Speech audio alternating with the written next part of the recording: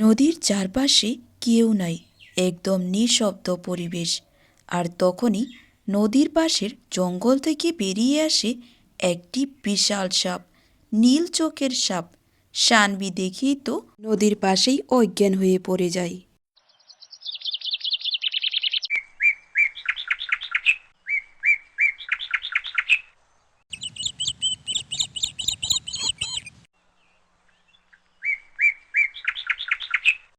সকালবেলা সানবি পানি আনার জন্য বের হয়েছিল। তখন গ্রামের উপর হালকা রোদ এসে পড়েছিল, চারদিকে নানা পাখিরা ডাকছিল। সানবি পানি আনার জন্য কলসটা নিয়ে বের হয়। তখনই মা পিছন থেকে ডেকে বলল, শানবি, আস্তে আস্তে যাবি। মনে আছে তো, কালকে তোর পাও পিছলে পড়ে গিয়েছিলি। আর ঠান্ডাটাও অনেক বেশি বেড়ে গিয়েছে। ভালো করে যাবি, নিজের খেয়াল রাখবি। আর হুন, তাড়াতাড়ি ফিরে আসিস। আমার বাড়িতে খুব ভয় লাগে একা একা। আচ্ছা মা, তুমি এমনভাবে বলছো যেন আমি জঙ্গলে বাঘের সাথে দেখা করতে যাচ্ছি। আমি পাহাড় বেয়ে পানি আনতে যাচ্ছি। এত ভয় পাওয়ার কি আছে? তুমি এত ভয় পেও না। আমি নদী থেকে পানি নিয়ে তাড়াতাড়ি বাড়ি ফিরে আসব। না রে মা, আজকাল দিনকাল খুব বেশি ভালো না। দেশটা কেমন যেন হয়ে গিয়েছে। আমার খুব চিন্তা হয় তোর জন্য। আর তুই আমার একমাত্র কলিজার টুকরো মেয়ে। আমার ভয় তো লাগবেই। আচ্ছা ঠিক আছে, এখন আমি যাই। আর তুমি এত ভয় পেও না, আমার কিছু হবে না। তোমার আশীর্বাদ আমার সঙ্গে আছে, আমি ভালোভাবে ফিরে আসব। শানবি নিজের মাকে বুঝিয়ে মাথায় কলসটা নিয়ে যাইতে থাকে আর নিজের সঙ্গে কথা বলতে থাকে।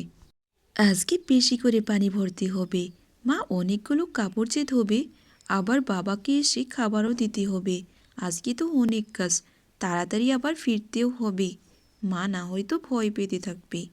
শানভি নিজের সাথে কথা বলতে বলতে নদীর কাছে গিয়ে পেয়ে যায়। শানভি পানি ভরার জন্য ঘাটে গিয়ে বসে।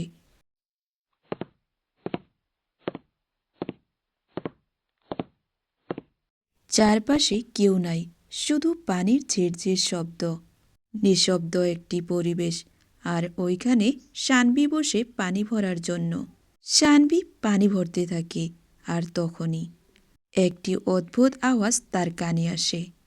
আমি তোমায় প্রতিদিন দেখতে থাকি। আচ্ছা, তুমি কি আমায় দেখতে চাও না? নিঃশব্দতার মাঝখানে এই আওয়াজটা শোনার পর শানবি খুব ভয় পেয়ে যায়। তার শরীর পুরো কাঁপতে থাকে। কে কে এইখানে? কে বলছো? সামনেও, আমি ভয় পাচ্ছি, তুমি সামনেও। আমি তোমার পিছনে না, আর আমি তোমার উপরেও না, কিন্তু আমি তোমায় প্রতিদিন দেখি। কে বলছেন? সামনে আসুন। আমি জানি আপনি আমাকে ভয় দেখাচ্ছেন। আমি একা, দয়া করে সামনে আসুন। আর না হয়তো চুপ থাকুন। শানবি কলসটা নিয়ে নদীর পাড় থেকে তাড়াতাড়ি চলে যায় বাড়িতে। রাস্তায় নিজের সাথেই কথা বলতে বলতে যাইতে থাকে। কে ছিল নদীর পাড়ে? গ্রামের কোনো লোককেও দেখতে পারলাম না। ওইখানে তো কেউ ছিল না। আবার কাউকে দেখতে পাইনি। তাহলে আমার সাথে কে কথা বলছিল? এইসব ভাবতে ভাবতে আমি পাগল হয়ে যাব। না না, এ কি বলছি? আমি ভয়ে যা তা বলতে শুরু করেছি। আমি বাড়িতে তাড়াতাড়ি চলে যাই। শানবি নিজের সাথে কথা বলতে বলতে বাড়িতে চলে যাই। শানবি, কি হয়েছে তোর? এত কাঁপছস কেন? নাক মুখ তো লাল হয়ে গিয়েছে। আজকে কি তাহলে আবার তুই পড়ে গিয়েছিলি? না না মা, পড়িনি, তবে নদীর কাছে কে যেন আমায় ডাকছিল। নদীর পাশে কেউ ডাকছিল? কে ডাকছিল? ভালো করে বল, খুলে বল, কি হয়েছে? মা, আমি পানি ভরার জন্য নদীর পাশে গিয়ে বসি। আর তখনই কেউ আমাকে পিছন থেকে ডাকতে থাকে। আমি তোমায় প্রতিদিন দেখি, তুমি কি আমায় দেখতে চাও না? এমন করে কেউ যেন বলছিল। আমি খুব ভয় পেয়ে গেছি মা। শানবি, এটা তোর মনের ভুলও হতে পারে। নদীর পাশে তো অনেক কিছুই আছে। পশু পক্ষীরা ডাক, নদীর শব্দ, এইসব জঙ্গলে হতে থাকে। এমন মনে হতেও পারে তোর কি জানি কোথাও ভুল হয়েছে। না মা, আমি ভুল শুনিনি। শব্দটি খুব স্পষ্ট ছিল। এটি কোনো গাছের শব্দ হতে পারে না। আমি শুনেছি ওটা মানুষ না, আবার মানুষও হতে পারে। আমি বলতে পারছি না মা, ওটা কিসের শব্দ ছিল। শানবি, শোন, কাল যদি ওই আওয়াজটা আবার শুনতে পারোস তাহলে একটা কাজ করবি। তুই বলবি, আমি তোমায় ভয় পাই না, তোমাকেও আমি দেখতে চাই, তুমি আমার সামনে আসো। আচ্ছা ঠিক আছে মা, কিন্তু মা, জানো আজকে আমি সত্যিই খুব ভয় পেয়ে গিয়েছিলাম। আমার পায়ের নিচের জমিনে যেন সরে যাচ্ছিল। মা, আমি খুব ভয় পেয়েছিলাম। শানবি, তুই ভয় পাস না, কিচ্ছু হবে না, তোকে কেউ ভয়ও দেখাতে পারে। আমি যা বলছি কাল তুই তাই করবি।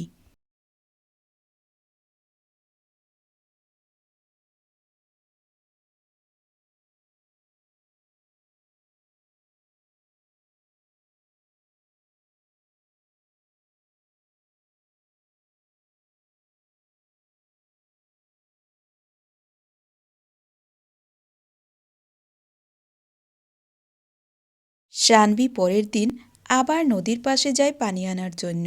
পুরো রাস্তা শানবির খুব ভয় পেতে থাকে। শানবি নদীর ঘাটে পানি ভরার জন্য বসে, আর তখনই সেই আওয়াজটি শানবির কানে এসে পড়ে। আমি তোমার অপেক্ষায় ছিলাম। আচ্ছা, তুমি এত দেরি কেন করেছো? জানো, আমি তোমায় প্রতিদিন দেখি। তুমি কি আমায় দেখতে চাও না? কে তুমি? আমি বলছি, এক্ষুনি সামনে আমার, আমিও তোমাকে দেখতে চাই। আমি আর তোমাকে ভয় পাই না, তুমি আমায় ভয় দেখাচ্ছ। এক্ষুনি বলছি সামনে আও। নদীর চারপাশে কেউ নাই, একদম নিঃশব্দ পরিবেশ। আর তখনই নদীর পাশের জঙ্গল থেকে বেরিয়ে আসে একটি বিশাল সাপ, নীল চোখের সাপ। শানবি দেখেই তো নদীর পাশেই অজ্ঞান হয়ে পড়ে যায়। ওইদিকে বাড়িতে শানবির মার খুব চিন্তা লাগে শানবির জন্য, সে খুব অস্থির হয়ে যায়। শানবি এখনো বাড়ি কেন ফিরছে না? এত দেরি হয়ে গিয়েছে, এতক্ষণ তো লাগার কথা না। নদীর কাছ থেকে তো ও খুব তাড়াতাড়ি চলে আসে, আজকে তাহলে কেন এত দেরি হচ্ছে? শানবির কিছু বিপদ হয়নি তো? ওই যে বলছিল একটি আওয়াজের কথা, সেটি কি তাহলে আজকেও হয়েছে?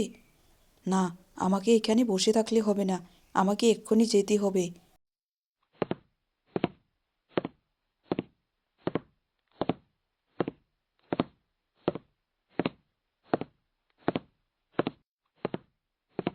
শানভীর মা ঘর থেকে দৌড়ে বের হয়। শানভীর মা দৌড়ে দৌড়ে নদীর পাশ গিয়ে পায়, আর ওইখানে গিয়ে দেখে শানভী তো অজ্ঞান হয়ে পড়ে আছে। শানভীর মাকে বিশাল সাপটি দেখে জঙ্গলের ধারে গিয়ে লুকিয়ে পড়ে। শানভী, কি হয়েছে তোর? চোখ খুল, কথা বল আমার সাথে, কি হয়েছে? শানভীর মা নদী থেকে কিছু পানি নিয়ে শানভীর চোখে মুখে দেয়, আর শানভী কিছুক্ষণ পর চোখ খুলে। শানভী, কি হয়েছে তোর? কিছু তো বল।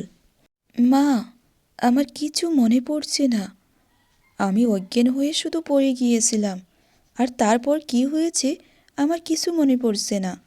শুধু তখন চোখের সামনে অন্ধকার ছেয়ে গিয়েছিল, আর আমি পড়ে গিয়েছিলাম। শানবি, তুই আর একা একা নদীর পাশে আর কখনো আসবি না। দরকার হলে আমি নিয়ে যাব পানি, তোকে আর আসতে হবে না। নদীর পাশ থেকে শানবীর মা শানবীকে নিয়ে বাড়ি ফিরে যায়। শানবীর সাথে কি হয়েছে শানবীর কিছু কথা মনে নাই, কিন্তু সেই আওয়াজের কথা সে ভুলতে পারছিল না। সে শুধু ওই কথাই ভাবছিল। শানবী ঘরে গিয়ে তার বিছানায় শুয়ে শুয়ে ওই আওয়াজের কথাই ভাবতে থাকে। তার মাথার থেকে এই কথাই পড়ছিল না, সে শুধু ওই চিন্তাতেই ডুবেছিল। কে তুমি? তোমার কথা মনে করে এখন আমার ভয় লাগছে না। তোমার আওয়াজ কি যেন একটা ছিল, অনেক মায়া ছিল, এমন মনে হয়েছিল তুমি আমায় জানো। ওফ, তোমার কথা ভাবতে ভাবতে এখন আমি পাগল হয়ে যাব। আমি যাকে দেখিনি তার আওয়াজের এত কেন মায়া, এত মায়া হচ্ছে কেন আমার? নদীর ধারে সেই বিশাল নীল চোখের সাপটি শানবীর অপেক্ষা করতে থাকে, কিন্তু শানবীর 7 দিন হয়ে যায় ওইখানে যায়নি। শানবী নদীর পাশে আর যাওয়া হয়নি। শানবীর জন্য সাপটি প্রতিদিন অপেক্ষা করতে করতে শানবী না যাওয়াতে সাপটা না খেয়ে অনেক শুকিয়ে যায়, অনেক কমজোরও হয়ে যায়। আজকেও তুমি আসনি, সে কি আর আসবে না? তাহলে কি শানবি আমায় ভয় পেয়েছে? না, আমি ওর চোখে আমার জন্য মায়া দেখেছি, তাহলে সে কেন আসেনি? আমার অপেক্ষা কি তাহলে বিফল যাবে? ওই মেয়েটাই তো আমার কথা শুনতে পারে। ও যদি এখানে না আসে, আমি কি করব? বিশাল নীল চোখের সাপটি শানভির জন্য প্রতিদিন অপেক্ষা করত নদীর ঘাটে।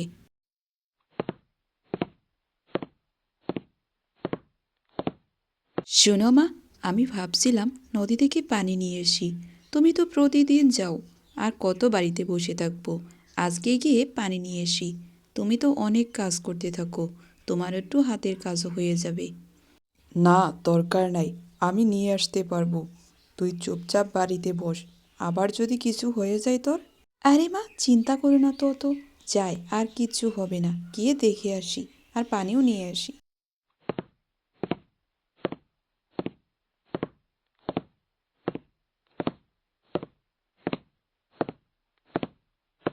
শানভি ভয়ে ভয়ে যাইতে থাকে নদীর ঘাটে। সে ভাবতে থাকে, আজকেও কি সেই আওয়াজ তার কানে আসবে? শানভি গিয়ে নদীর ঘাট পেয়ে যায়, আর নদীর পাশে গিয়ে দাঁড় হয়। আর তখনই একটি আওয়াজ আবার সে শুনতে পারে। তুমি এসেছো? আচ্ছা, এতদিন কেন লাগিয়েছো? তুমি এতদিন কেন আসনি? আমি প্রতিদিন তোমার অপেক্ষা করেছি। তুমি আসতে এত কেন দেরি করলে? এতদিন আমি অসুস্থ ছিলাম, তাই আসতে পারিনি। তুমি অসুস্থ ছিলে? আমি তোমার অপেক্ষা প্রতিদিন করতাম, এইখানেই বসে থাকতাম, কিন্তু তুমি আওনি। আচ্ছা, তুমি কি এখনো আমাকে ভয় পাও? তুমি যদি বলো, আমি তোমার সামনে আসতে চাই। আসতে পারো। এখন আর আমি ভয় পাই না। তোমাকেও আমি দেখতে চাই। তুমি আমার সামনে বেরিয়ে আসো।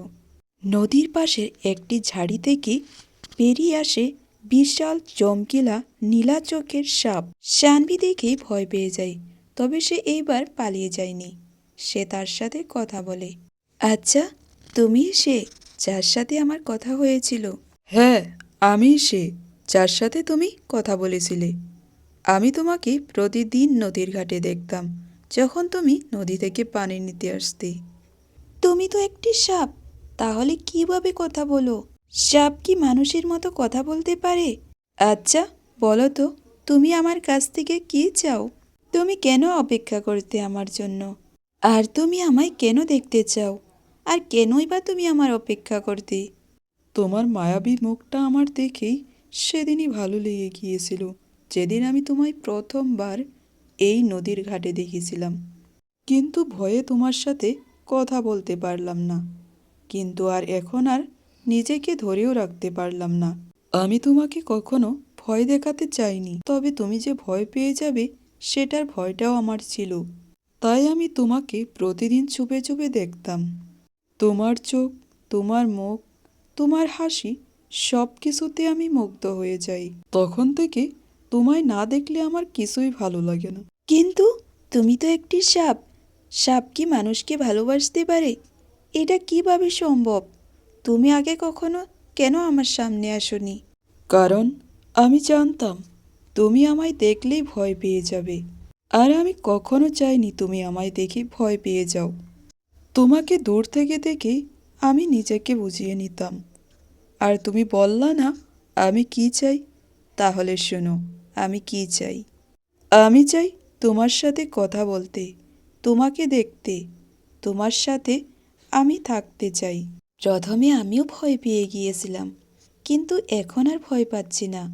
তোমার কথাতে কি যেন একটা মায়া আছে। এমন মায়া আমার কোনোদিন মানুষের প্রতিও হয়নি।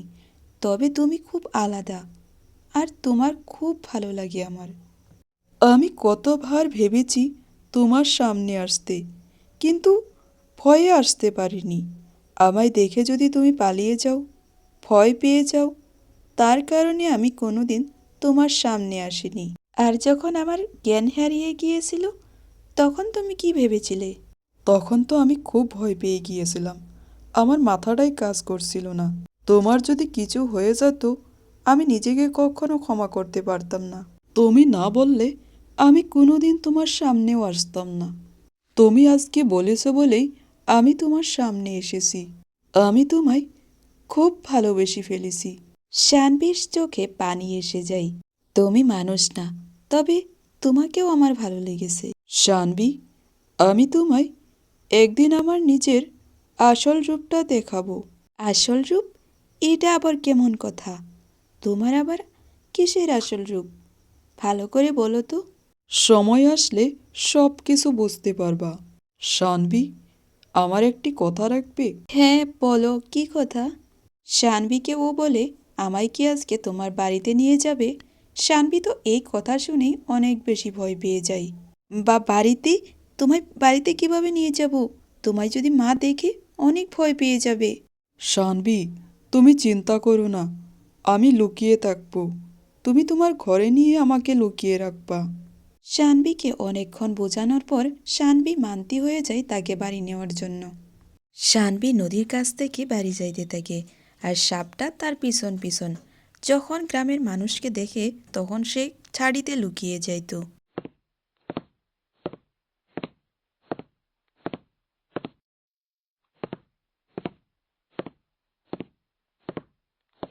তুমি এখানে লুকিয়ে থাকো, আমি যাই দেখি আসি মা কী করে।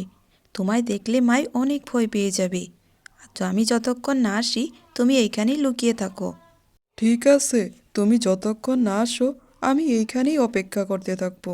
শানভি পানির কলসটা ঘরে গিয়ে রেখে আসে, আর তার মাকে দেখে লুকিয়ে বাইরে আবার বেরিয়ে আসে।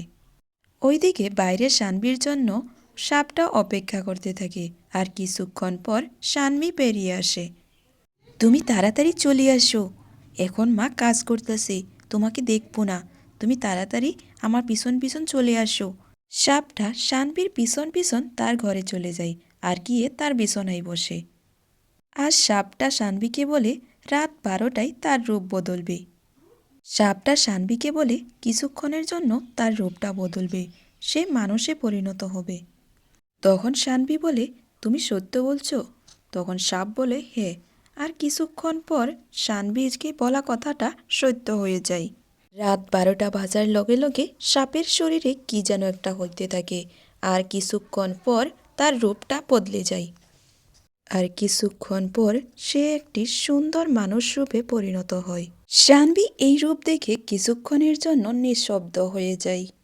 শানবি, আমি তোমার সেই বন্ধু যার সাথে তুমি এতদিন কথা বলেছ, যে তোমাকে এত ভালোবেসেছে। তোমাকে দেখে তো মনে হচ্ছে তুমি একজন রাজকুমার। তাহলে তোমার এই রূপ কি করে হলো? তুমি কি করে সাপ হয়েছিলে? সব কথা আমায় আজকে বলো। শানবি, সেটা অনেক কথা, আমি তোমাকে সব বলবো, কিন্তু এখন তুমি একটা কাজ করো। আমার যে চালটা বের হয়েছে সেটা একটা বড় কেরাহিত গরম তেল দাও, আর ওইটাতে এই চালটা দিয়ে দাও, তাহলে আমি আবার মানুষ হয়ে যাব। আর এই কাজটা তাড়াতাড়ি করতে হবে, নাহলে সময় চলে যাবে। শানভি রাজকুমারের কথা মতো একটি বড় কেরাহিত তেল দিয়ে তার শালটি নিয়ে জ্বালিয়ে দেয়, আর জ্বালানোর পর সে একটু অসুস্থ হয়ে যায়। আর শানভি রাজকুমারের খুব সেবা যত্ন করে। ধীরে ধীরে রাজকুমার ভালো হয়ে যায়। রাজকুমার, এখন তুমি আমাকে সব কথা খুলে বলো তো, কি হয়েছিল তোমার সাথে? আমার সাথে কি হয়েছিল তুমি শুনতে চাও? তাহলে আর শোনো, আমি বলতেছি। আমি হলাম রূপনগরের একমাত্র রাজকুমার। আমি অনেক ছোটোকালেই আমার মাকে হারাই, সে আমাকে ছেড়ে চলে যায়। তখন আমি খুব ছোট ছিলাম। আমার বাবা আবার বিয়ে করে আমার জন্য একটা মা নিয়ে আসে, সৎ মা। সৎ মা প্রথমে অনেক ভালো দেখাতো, ধীরে ধীরে সে আমাকে আর সহ্যই করতে পারতো না। বাবার সামনে সে অনেক ভালো দেখাতো, কিন্তু পিছনে সে সব সময় ষড়যন্ত্র করতো, আমায় অনেক কষ্ট দিত, খেতেও দিত না। আমি ওনাকে নিজের মার মতনই ভেবেছিলাম, কিন্তু সে আমাকে কখনো মেনে নেয়নি। সে আমাকে নিজের ছেলে বলে মনেই করতো না, আমার উপর অনেক অত্যাচার করতো। আর যখন বাবাকে বলতাম, আর বাবাও সেই কথাগুলো মেনেই নিত না, আমার উপর বিশ্বাসই করতো না। আমার সৎ মা আমায় অনেক কষ্ট দিত, আমার পাশে তখন কেউ ছিল না। রাজকুমার, তুমি এত কষ্ট সব একা একা কি করে সহ্য করছো? তোমার পাশে কেউ ছিল না? আমার পাশে তখন কেউ ছিল না, কিন্তু একজন দাসী ছিল যে আমায় খুব আদর করত। আর যখন আমার সৎ মা এই কথাটা জানতে পারে, তাকেও বের করে দেই মেহেল থেকে। সে আমাকে কেউ ভালোবাসলেও সেটাও সহ্য করতে পারতো। তুমি এইগুলো কথা তোমার বাবাকে কখনো বলনি? আমি আমার বাবাকে অনেকবার বলেছি, কিন্তু সে আমার কথা কোনোদিনও বিশ্বাস করেনি। সে বলতো ও আমায় ভালোবাসে, তাই আমাকে শাসন করছি। তাহলে তুমি সাপ কি করে হলে সেটা তো বলো। এক রাত আমার সৎ মা তাসিকে ডেকে আনে আর বলে সে সব থেকে বড় জাদুঘরকে আমাদের মেহেলে ডাকতে, আর সে তাই করে। দাসী, শোনো, আজকে তোমাকে একটা কাজ করতে হবে আমার। এক্ষুনি যাও, রাজ্যের সবচেয়ে ভয়ঙ্কর জাদুঘরকে আমার কাছে নিয়ে এসো। আর এই কথার খবর যে কেউ জানতে না পারে। এক্ষুনি বেরিয়ে যাও, গিয়ে নিয়ে এসো। দাসী তার কথা মতো রাজ্যের সবচেয়ে ভয়ঙ্কর জাদুঘরকে নিয়ে আসে। আচ্ছা, তাহলে তুমি সেই জাদুঘর, সেই ভয়ঙ্কর জাদুকর। তোমাকে আজকে একটা কাজ করতে হবে। আমার একটি কাজ করে দিলে তোমাকে আমি এত হীরা মুক্তা সব দিব। তুমি আমার কথা মতো একটি কাজ করতে হবে। হ্যাঁ মহারানী, বলেন কি কাজ? আমি আপনার জন্য সব করতে রাজি। আপনি বাস হুকুম দেন, কি কাজ করতে হবে। এমন কিছু করো যে ও এই মেহেল থেকে সারা জীবনের জন্য দূর হয়ে যায়। মহারানী, আপনি চিন্তা করবেন না, আমি ওকে সাপ বানিয়ে দিব, আর সে এইখান থেকে চলে যাবে, আর ওকে কেউ মেরে ফেলবে। আপনার কাজ সহজ হয়ে যাবে।